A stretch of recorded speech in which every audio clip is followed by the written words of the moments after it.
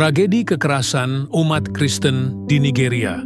Beberapa sumber menyebutkan bahwa sejak pergantian abad ke-21, puluhan ribu umat Kristen, Katolik dan Protestan telah terbunuh oleh kelompok teroris, termasuk Boko Haram, dan kelompok bersenjata lainnya seperti Gembala Fulani, sering disebut sebagai konflik petani gembala. Pembunuhan ini kadang-kadang disebut sebagai genosida diam-diam oleh berbagai pihak internasional. Pada sekitar Natal 2023 saja, dilaporkan setidaknya 300 umat Katolik dibunuh di negara bagian Plateau. Salah satu insiden yang mendapat sorotan besar adalah pembantaian di Gereja Katolik Saint Francis di kota Owo, negara bagian Ondo, pada Juni 2022. Serangan bersenjata dan peledak ini menewaskan sedikitnya 40 hingga 50 orang saat Misa Pentakosta. Kelompok ISWAP, cabang dari ISIS, dicurigai sebagai dalang. Pemicu kekerasan.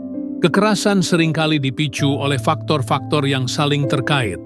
Antara lain, konflik agama, ideologi, kelompok ekstremis seperti Boko Haram dan ISWAP. Sengketa lahan dan sumber daya antara komunitas petani, seringkali Kristen, dan gembala, seringkali Muslim Fulani. Perubahan iklim, kemiskinan, dan lemahnya tata kelola pemerintahan yang memperparah konflik.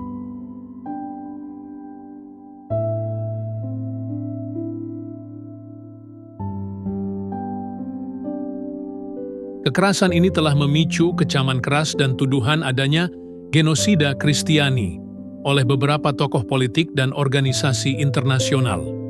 Pemerintah Nigeria mengakui adanya krisis keamanan yang parah, namun membantah tuduhan genosida yang sistematis dan disengaja, menyatakan bahwa kelompok bersenjata juga menyerang warga tanpa pandang bulu, baik Muslim maupun Kristen.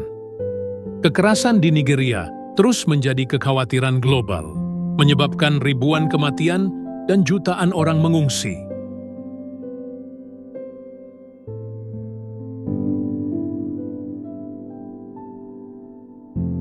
Menurut laporan dari International Society for Civil Liberties and Rule of Law, Intersociety, setidaknya 52.250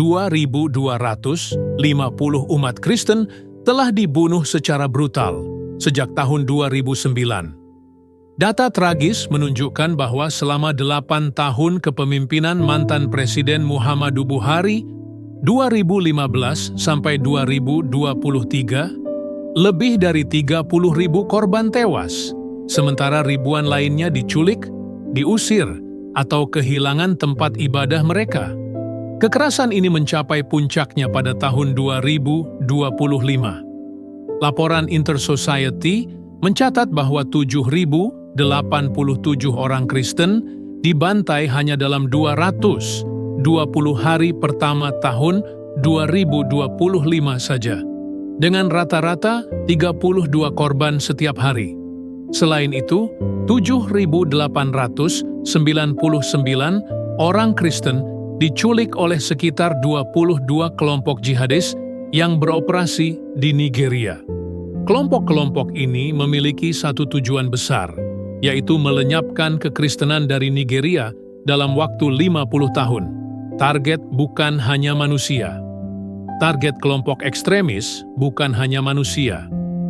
Selama 14 tahun terakhir, lebih dari 19.100 gereja dan 2.200 sekolah Kristen telah dihancurkan.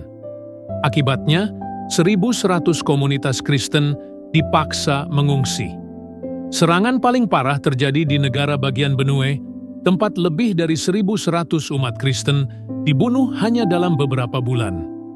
Serangan brutal ini sering disertai penculikan massal, termasuk terhadap ratusan pendeta dan pastor Katolik. Banyak di antaranya dibunuh secara keji. Umat Kristen di Nigeria hidup dalam ancaman terus-menerus. Kedua kelompok ekstremis tersebut menargetkan desa-desa Kristen.